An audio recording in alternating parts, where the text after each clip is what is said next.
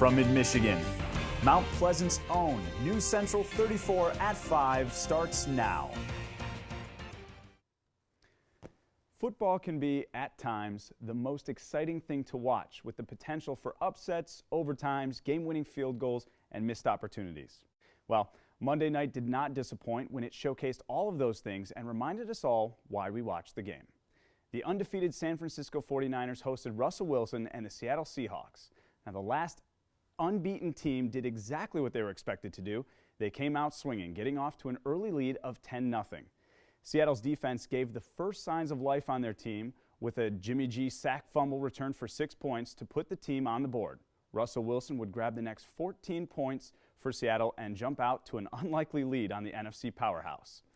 Not to be outdone, the 49ers defense would also score in a game on the fumble return to make it a 3-point game in the fourth quarter. Now, turnovers were the main story of the night with a combination of 7 turnovers.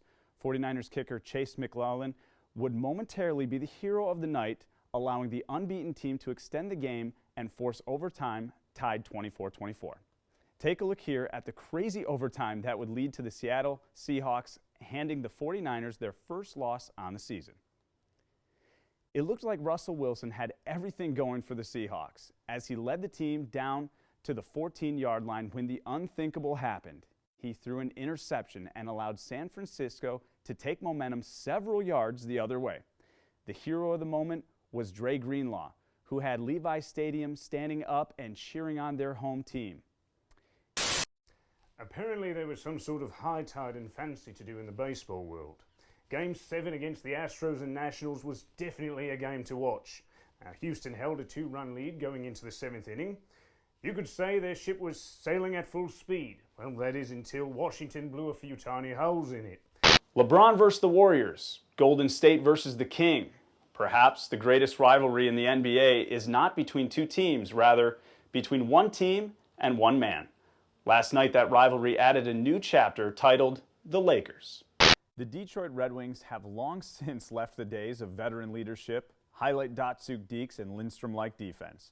The crowds have thinned and flying octopus seem to have gone extinct. The new locker rooms have never had champagne spilled on the floors, and as the team hits the rebuilding era with a few years under it, failure and underperformance can be expected. There should be signs of positive things to come. The team has now had one of the worst starts to any season, and after starting out 2-0, they've now gone 1-12 to follow it. The team in that stretch has allowed an embarrassing 56 goals in those 13 games. The latest on the team is, however, a 3-game winning streak. We are now joined at the desk with sports anchor Justin Kent. And Justin, I saw there was a big upset in college football over this weekend. Yeah, the number 2 team in the country gets its first loss on the season, but it was actually upstaged by a very unique story, and I'll share more about that as well as be talking hockey when we come back from the break. Game 2 of the World Series showcased some familiar faces. Old Detroit Tigers' David Price and J.D. Martinez helped lift the Boston Red Sox to a 2-0 series lead against the LA Dodgers. Until next time, I'm Justin Kent. I'm Justin Kent. I'm Justin Kent. As always, I'm Justin Kent. Well, that's all the time I have in sports for you. I will now send you back to the desk with Jonathan and Emily.